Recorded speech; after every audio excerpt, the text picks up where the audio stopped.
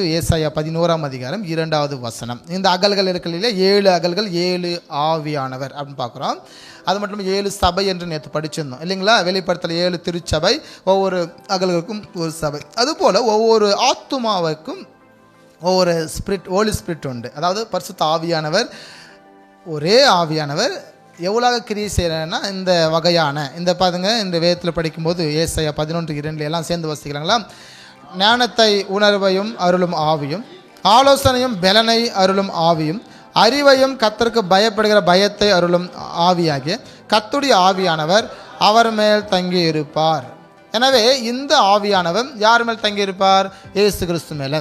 இயேசு கிறிஸ்து என்ன சொன்னார்? நான் போவேன், போகும்போது பரிசுத்த ஆவியான தேற்று சவால் உங்களுக்காக அனுப்புகிறேன். அவர் போனார். எனவே அந்த உயிர் தெழுந்த 40வது நாள் அவர் போனார். 50வது நாள் பெந்தெகோஸ்து நாள் என்று வரும்போது பரிசுத்த ஆவியானவர் அவரை அனுப்பினார். ஆமென். அவரை அனுப்பி நம்மை சகல சத்தியத்துக்குள்ள வழிநடத்துகிறார். கண்டித்து நியாயத்தை குறித்தும் நீதியை குறித்தும் கண்டித்து நம்மை உணர்த்துகிறார். முதலாவது என்ன ஆவி? ஞானத்தின் ஆவியை பெற்றிருக்க வேண்டும். 2வதாக உணர்வின் ஆவி, 3வதாக இங்கே ஆலோசனையின் ஆவின்னு இருக்குது, 4வதாக பலத்தின் ஆவி, 5வதாக அறிவின் ஆவி, 6வதாக பயத்தின் ஆவி, லாஸ்ட் ஒன் கர்த்தருடைய ஆவி. ஆமென். இந்த ஆவிகளை நாம் என்ன செய்ய வேண்டும் என்றால் பெற்றுக்கொள்ள வேண்டும். நாம் எல்லோரும், எல்லா ஜனங்களும் நல்ல ஞானமாக இருக்கணும். எனவே நல்ல ஞானமாக இருந்தால் தான் இங்கே சிறப்பு மிக்கத உணர்வுள்ள ஆவி, நல்ல உணர்வின் ஆவி நம்ம பெற்றுக்கொள்ளணும். சில பேர் எவ்வளோ வேணால் சொல்லு சபையில் தூங்குவோம், எவ்வளோ வேணால் சொல்லு சபைக்கு லேட்டாக தான் வருவோம், என்ன வேணால் சொல்லு நாங்கள் என்ன செய்கிறோமோ அதுதாங்க பாஸ்டர், வரணுமா வேணாமா சர்ச்சுக்கு அப்படின்ற அளவுக்கு இன்றைக்கி திருச்சபைக்குள்ளாக இன்றைக்கி மக்கள் அப்படி இருக்கிறோம். எனவே நல்ல ஒரு உணர்வு இருக்கணும். நீங்கள் ஒரு வேலைக்கு போகிறீங்க, தினமும் ஒரு ஒர்க்கு லேட்டாக போனால் என்ன நடக்கும்? வேலையை விட்டு தூக்கிடுவாங்க. பயம் இருக்குது. இப்படி வேலைகள் ஒரு பயம் இருக்குது, மற்ற காரியத்தில் ஒரு பயம் இருக்குது, உலக காரியத்தில் ஒரு பயம் இருக்குது. ஆனால் ஏன் கர்த்தரை குறித்து ஒரு உணர்வு இல்லாமல் உணர்வின் ஆவி நம்ம பெற்றுக்கொள்ளணும்? ஆலோசனை, எத்தனையோ பேர் ஆலோசனை இல்லாதனால வாழ்க்கையில் தோற்றே போகிறாங்க. நல்ல ஆலோசனை இல்லாதனால அவங்களால ஜெயிக்க முடியறதில்ல. நீங்கள் ஆலோசனை பெறும்போது அநேகர் உங்ககிட்ட ஆலோசனை கேட்பாங்க. ஆமென். ஏன் சர்ச்சு பாஸ்டர்கிட்ட ஆலோசனை பல பேர் கேட்குறாங்க? அவங்க வசனத்தை வாசித்து அதே ஒர்க்காக இருக்கிறதுனால எரிந்துக்கிற பிரகாசமாக இருப்பாங்க. அநேக ஆலோசனை அவங்களுக்கு கேட்குற நிலை. 4வது பலத்தின் ஆவி. பலனை நாம் கர்த்தர்கிட்ட பெற்றுக்கொள்ளணும். நீங்கள் பலத்தின் ஆவியை பெற்றுக்கொள்ள வேண்டும். 5வது அறிவின் ஆவி. அறிவில்லாத ஜனங்கள் சங்காரமானார்கள். அறிவு இருக்கணும். அறிவு இருந்தால் தான் நம்ம என்ன செய்ய முடியும்? பெற்றுக்கொள்ளத்தக்கதாய் பெற்றுக்கொள்ள முடியும். 6வது பயத்தின் ஆவி. பயத்தின் ஆவி. 7th லாஸ்ட் ஒன் கர்த்தருடைய ஆவியானவர். இங்கே நம்ம வேதத்தில் வாசிக்கும் போது யாத்திராகம் புத்தகத்தில் அந்த மோசேக்கு தான் அந்த குத்துவிளக்கின் ஸ்ட்ரக்சரை காட்டுகிறார் மலையிலே. இன்றைக்கி எழுதியெல்லாம் கொடுத்தா, ஒரு ஸ்கெட்ச் போட்டு டிராயிங் பண்ணி கொடுத்தா ஒரு இன்ஜினியர் அதை ஒர்க் பண்ணிவிடுவாங்க. ஆனால் அப்போ அப்படி கிடையாது. மோசே கண்ணில் பார்த்ததை பெஸ்லியல் கிட்ட சொல்கிறாரு. ஆனால் பெஸ்லியல் யூகித்து வேலை செய்கிறார். யூகித்து மீன் நான் சொல்லுகிற ஒன்றை அவர் வர்ணித்து, அவர் யூகித்து வேலை செய்கிறார். அதனால தான் அவருக்கு இங்கே யாத்திராகம் 35ஆம் அதிகாரம் 33வது வாசிக்கும் போது என்ன ஆவி அவர்கிட்ட இருந்தது? ஞானத்தையும் புத்தியும் அறிவு. இந்த ஆவி அவருக்குள்ளே இருந்தபடினாலே, அவர் தேவ ஆவியானவரால் நிரப்பப்பட்டபடினாலே அவர் யூகித்து இந்த வேலைகள், அந்த ஆசிரியப்பு கூட எல்லா பணிகளையும் அந்த பெஸ்லியலுடைய அவர் கண்ட்ரோலில் நடக்கும்படி செய்கிறார். எனவே மறுபடியும் அதே ஸ்க்ரீனில் உங்களுக்கு நான் போட்டிருக்கிறது உண்டு. இங்கே நீங்கள் பார்க்கும்போது நீங்கள் எல்லோரும் இந்த ஆவிகளை பெற்றுக்கொள்ள வேண்டும். எனவே 7 அகல்கள் 7 ஆவியானவரை நாம் பெற்றுக்கொள்ள வேண்டும். 7 ஆவிகளை பெற்றுக்கொள்ள வேண்டும். ஒரு உங்களுக்கு ஞானம் இல்லையா? ஞானத்தை நீங்கள் புத்தியை வா என்று நம்ம என்ன செய்யணும்? அழைத்து. உணர்வு இல்லையா? ஆண்டவரே உணர்வின் ஆவியை கொடுங்க.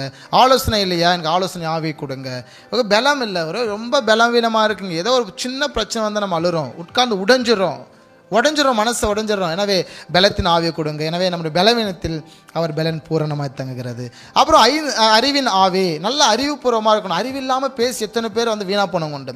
நல்ல ஞானமாக இருக்கிறதா நினச்சி எதையாவது ஒன்று பேசிக்கிட்டு கிடப்பாங்க. பேசி பேசி வீணாக போனவங்களாம் உண்டு. நிறைய நன்மைகளை இழந்தவர்கள் உண்டு. எனவே 6வது பயத்தின் ஆவி.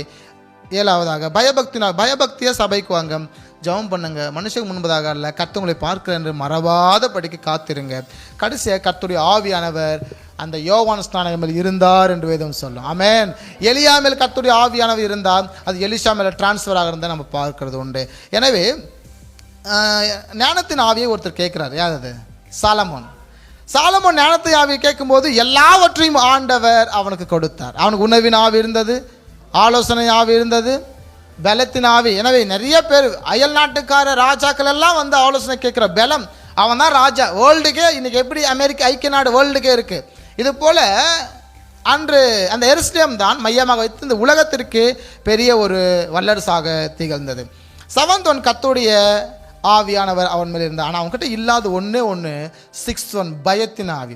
பயத்தின் ஆவி இல்லாதனால அவன் மங்கி, அதாவது அவனுடைய திரி மங்க ஆரம்பிச்சு. பயத்தின் ஆவி இல்லை. எந்த கைகளினாலே தேவாலயத்தை கட்டினா அதே கைகளினாலே அவன் விக்கிரங்களுக்கு அந்த மேடைகளை சபைகளை கட்டி கொடுத்தான். எனவே ஒரு பயபக்தி இல்லாத ஆவி.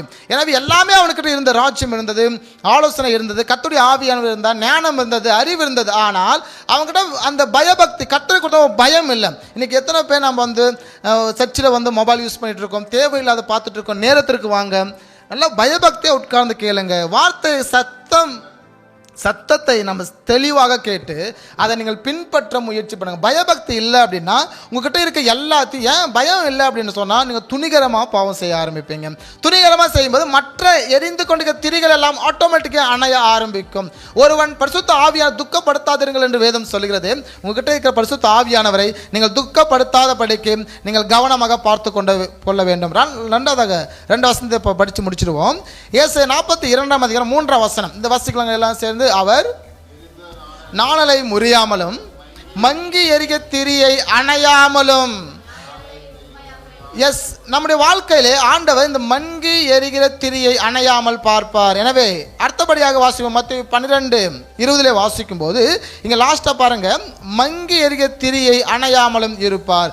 எனவே உங்கள் வாழ்க்கையிலே உங்களுடைய அந்த அகல்களுக்கு அந்த எரிந்து கொண்டிருக்கிறதான அந்த வெளிச்சத்தை நீங்கள் மங்காமல் பார்த்து கொள்ள வேண்டும். ஹல்லேலூயா. எனவே மங்கி எரிகிற திரியை அணையாமல் பார்த்து கொள்கிற தேவன் அணையாமல் இருப்பார். ஆமென். அப்போ அணையாமல் இருக்கணும்னா நீங்கள் எங்கே வந்துடணும்? ரத்த கோட்டைக்குள்ளாக வந்துடணும். இயேசு கிறிஸ்துக்கு உள்ளாக வந்துடணும். அவருக்குள்ளே வந்தால் தான் பாதுகாப்பு, அவர் இல்லைன்னா பாதுகாப்பு கிடையாது. ஆமென். அப்போ என்ன சூழ்நிலை வந்தாலும் கர்த்தரை துதிங்க, கர்த்தருக்கு நன்றி செலுத்துங்க. இயன்ற மட்டும் கையை தூக்கி துதிங்க, பயபக்தியாக இருங்க. ஏசாயா 11:4 நீங்கள் வீட்டில் போய் ஒரு டைம் பாருங்கள். இதுக்கு சொல்லி நீங்கள் ஜெபம் பண்ணுங்கள். இந்த ஆவியை எங்களுக்குள்ளே தாங்க ஆண்டவரே, நாங்கள் இப்படி இருக்க உதவி செய்யுங்கன்னு சொல்லி நீங்கள் ஜெபித்து நீங்கள் பெற்றுக்கொள்கிறதான காரியம்தான் இது எல்லாம். எனவே உங்களுடைய அந்த அகலுக்கு திரி அணையாமல் பார்த்து கொள்ள வேண்டும். எனவே உங்களுக்கு காலங்கள் விசேஷமானதை நீங்கள் பயன்படுத்தி கொண்டீர்கள். எனவே உங்களுக்கு கிடைத்த ஒவ்வொரு வாய்ப்பை நீங்கள் பயன்படுத்தி நற்செயல்கள் செய்யுங்கள். என்ற இயேசு கிறிஸ்து அதி சீக்கிரத்தில் வர இருக்கிறார். எனவே ஆயத்தமாகவும் ஆயத்தப்படுவோம். கிறிஸ்து வருகைக்கு நாம் ஆயத்தப்பட்டு அவர் வருகைக்கு நிற்போம். ஆமென்.